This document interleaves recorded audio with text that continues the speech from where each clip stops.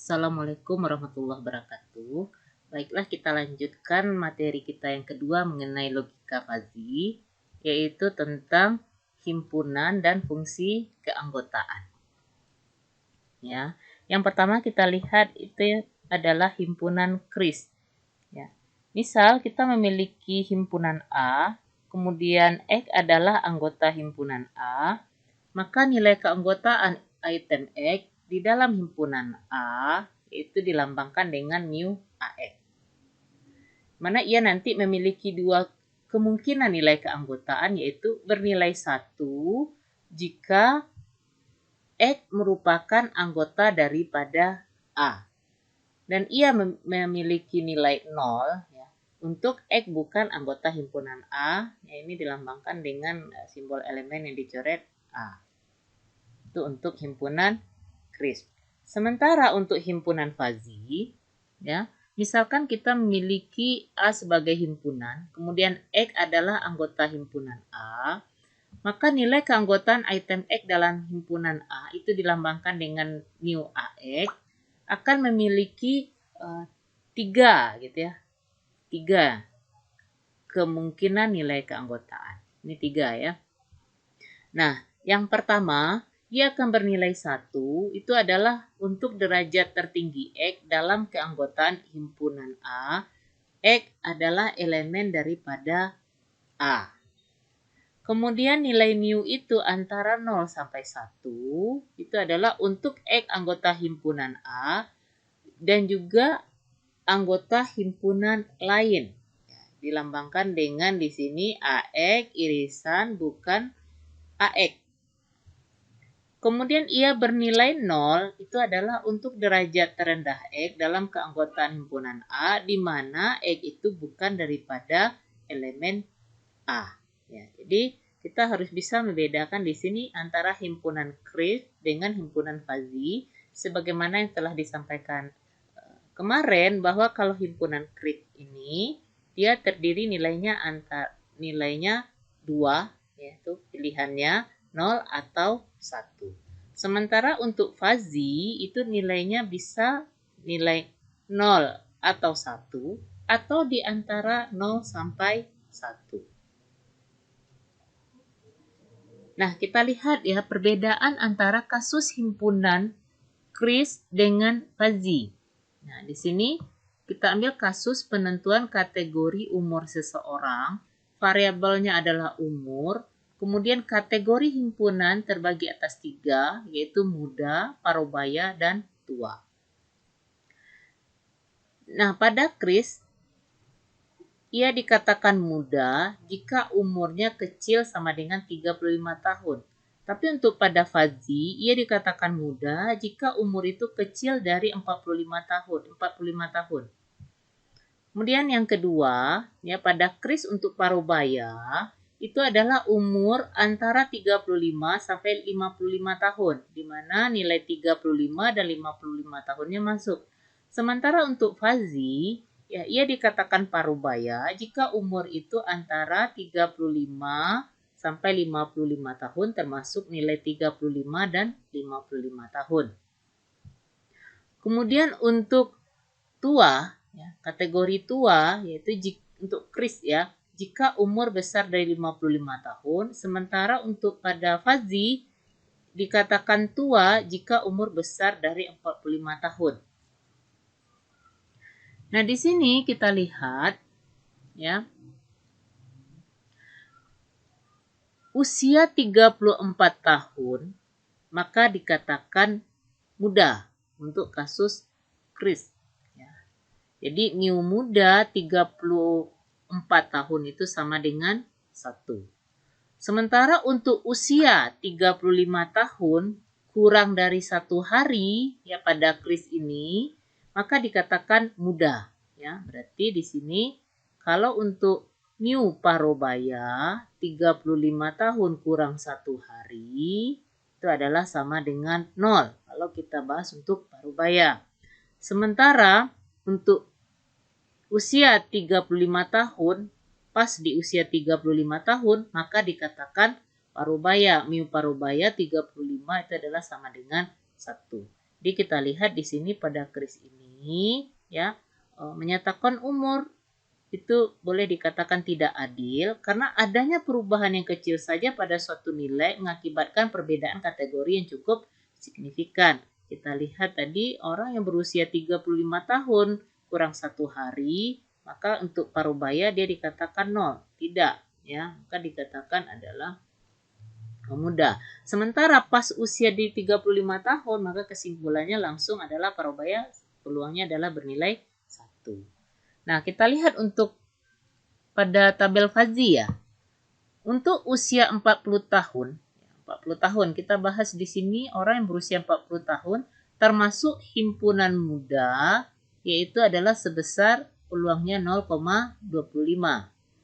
Dia termasuk juga dalam himpunan parubaya ya, karena untuk usia 40 tahun di sini kita bisa masukkan pada kriteria umur 40 kecil dari 45 tahun untuk muda, maka peluangnya 0,25. Sementara untuk parubaya, nah kasus di parubaya karena 40 tahun itu nilainya antara 35 sampai 55 tahun, kita lihat peluang di sini adalah 0,5. Sementara di sini kalau kita bahas untuk usia 50 tahun, nah 50 tahun ini kita lihat kesimpulannya bisa parubaya dan tua. Nah, berapa peluangnya untuk masuk kriteria parubaya dan berapa peluangnya untuk masuk yang tua. Nah, kita lihat pada Fazzi untuk usia 50 tahun termasuk dalam himpunan tua itu peluangnya adalah 0,25. Sementara pada himpunan parubaya peluangnya adalah 0,5. Jadi lebih besar di parubaya untuk usia 50 tahun, maka kita katakan orang itu termasuk kriteria parubaya dibandingkan dengan peluang tua ya. Nah, kalau kita gambarkan secara grafik untuk kasus yang tadi, di mana kita lihat ada kasus muda, parubaya dan tua. Pada kris ini lambangnya itu adalah gambarnya berupa persegi panjang saja, nilainya 0 atau 1. Jadi 0 sampai 35 ini adalah nilainya 0 atau 1. Kemudian antara 35 sampai 55 itu nilainya 0, 1 itu ya, berupa persegi panjang saja. Itu juga untuk yang nilainya lebih dari 55 tahun atau kriteria tua. Sementara pada Fazzi ini lebih fleksibel, kita lihat dalam pengambilan keputusan. Untuk muda ini bentuknya seperti bahu ya. Jadi 0 sampai 45. Nah, ini dari 0 sampai 25 ini nilainya 01, sementara masuk usia 25 sampai 45 ini dia grafiknya mulai menurun. Kemudian untuk parubaya di sini dia menggunakan segitiga gitu ya, fungsi keanggotaan segitiga. Jadi kita lihat 35 sampai 55. Kemudian untuk usia 45 sampai seterusnya lebih dari 45 ya. Kita lihat dari 45 sampai 65 ini adalah grafiknya naik, kemudian 65 ke atas baru dia berupa persegi panjang. Jadi pada Fazzi itu kita bisa lihat adanya fungsi keanggotaan Fazzi ya. Yang pertama itu adalah fungsinya berupa linear naik dan linear turun. Nah, kita perhatikan di sini, kalau kita punya fungsi keanggotaan linear naik ya, ini naik. Nilainya antara 0 sampai 1.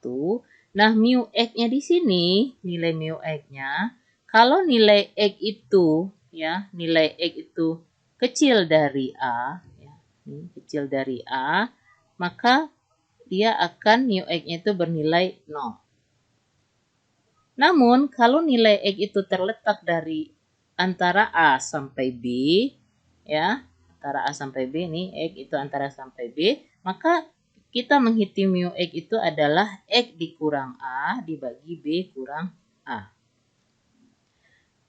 Nah, dan mu x itu akan bernilai 1, ya, dia akan bernilai 1. Kapan dia bernilai 1? Jika nilai x itu besar daripada atau sama dengan B. Nah, ini ya, besar dari B.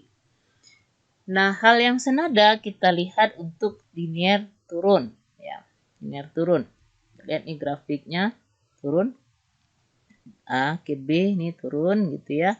Nah, mu X-nya itu akan bernilai 0. Kapan ia bernilai 0? Kalau X-nya itu besar sama dengan B. Jadi nilainya itu berada besar dari B di sini. Ya. Dan dia akan bernilai 1. Ya, dia akan bernilai 1 kalau X-nya itu kecil atau sama dengan A. Nah, ini kecil dari A sini. Nah, kemudian mu X itu akan bernilai B kurang X per B kurang A kalau dia antara X-nya itu antara A sampai B. Ya, kita harus memahami ini ya. Kemudian untuk yang segitiga. Kalau kita memiliki fungsi keanggotaan segitiga, bagaimana cara kita menentukan nilai mu X-nya? Nah, ini bentuk segitiga.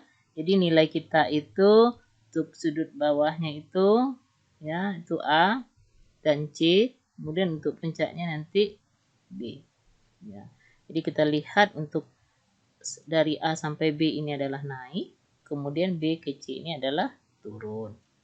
Nah, mu X itu akan bernilai 0. Nah, dia akan bernilai 0. Kita perhatikan di sini, dia akan bernilai 0 kalau nilainya itu adalah kecil dari A, sama dengan A, dan itu adalah X-nya besar sama dengan C. Nah, di sini dia bernilai 0. Nah, kemudian dia akan bernilai mu X itu akan bernilai X kurang A per B kurang A kalau nilai X itu antara A sampai B. Ya, nih. Dan mu X itu akan bernilai C kurang X per C kurang B kalau nilainya antara X itu B sampai C. Nah, ya. Kita lanjutkan.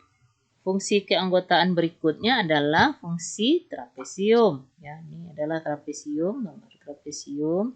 Jadi ada 4 di sini, ya. A sampai B, kemudian nih persegi panjang ini B sampai C, kemudian segitiga di sini lagi C sampai D.